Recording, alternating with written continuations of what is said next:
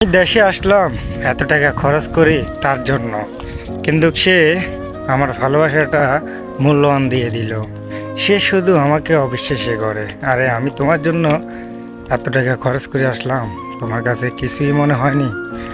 হ্যাঁ রে প্রিয় মানুষ, ভালোবাসা যদি এত সন্দেহ হয় তাহলে ভালোবাসা কেন করলে সেটা কি বলবা?